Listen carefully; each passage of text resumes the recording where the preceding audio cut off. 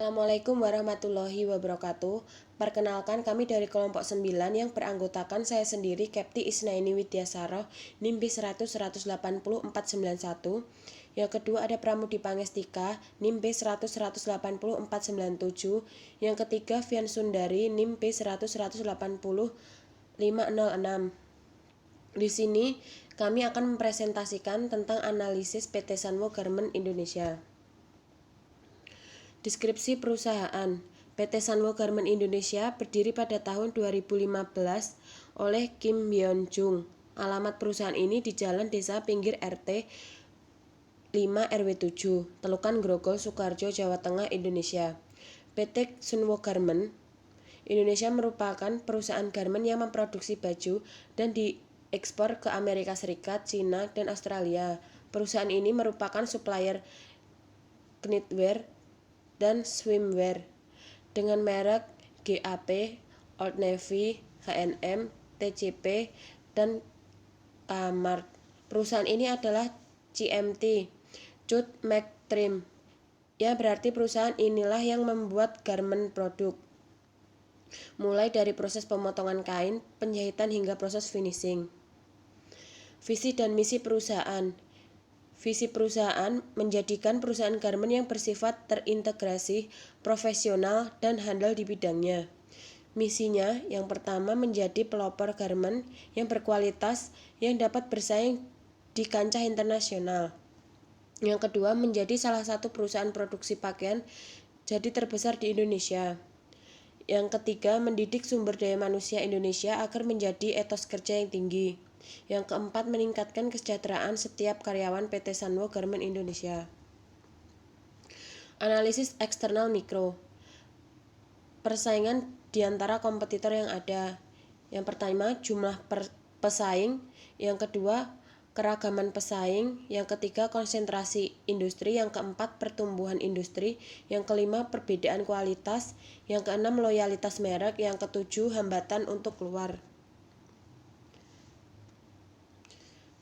Daya tawar pembeli, jumlah pelanggan, ukuran setiap pesanan pelanggan, perbedaan antara pesaing, sensitivitas harga, dan yang terakhir, ketersediaan informasi pembeli, kekuatan penawaran pemasok, dan ancaman produk pengganti.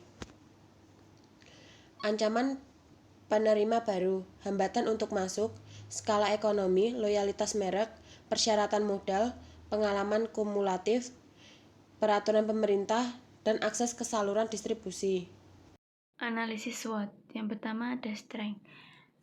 Terdiri dari daya saing produk garment nasional di pasar internasional tergolong tinggi. 2. Image produk garment Indonesia telah terbentuk baik di dalam maupun luar negeri. 3. Memiliki nilai jual tinggi.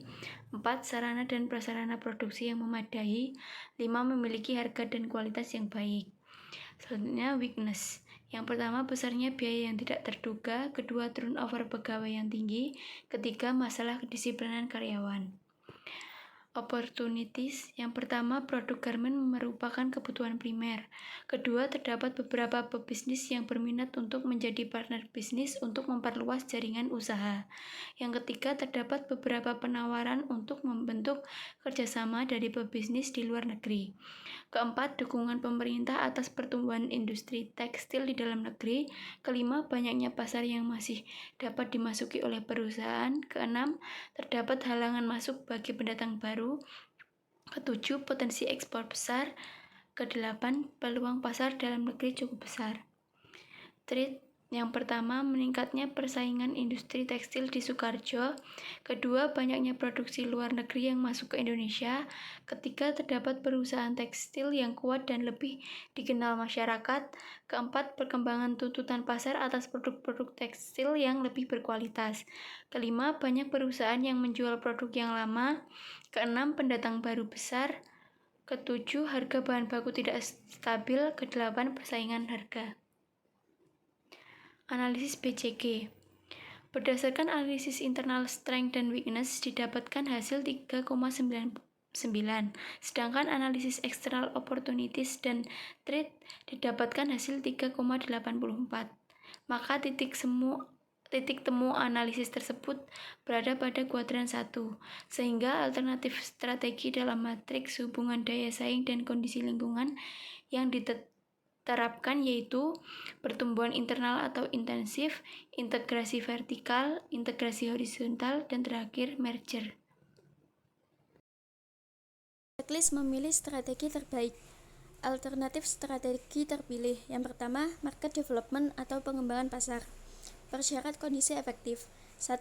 Pasar belum jenuh. 2. Mendirikan cabang perusahaan. 3. Menambah jumlah pemasok. 4. Kerjasama dengan pebisnis luar negeri atau ekspor. 5. Menambah jaringan bisnis. 6. Memasuki pasar internasional untuk ekspansi. 7. Melakukan promosi. Kondisi perusahaan 5 yes dan 2 no. Yang selanjutnya, market penetration.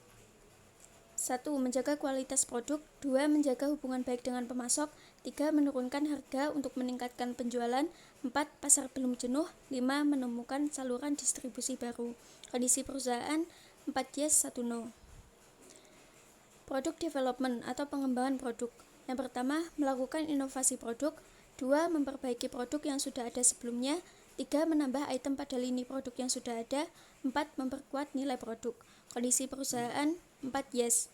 Forward integration atau integrasi ke depan. 1.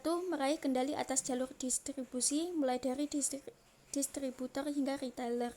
Yang kedua, perusahaan memimpin pasar dengan skema memperbaiki kelemahan dan membangun keunggulan. 3. Membuka sistem jaringan operasional di wilayah lain. 4. Bisnis distribusi mempunyai margin keuntungan yang tinggi. Kondisi perusahaan 2 yes, 2 no. Backward integration atau integrasi ke belakang.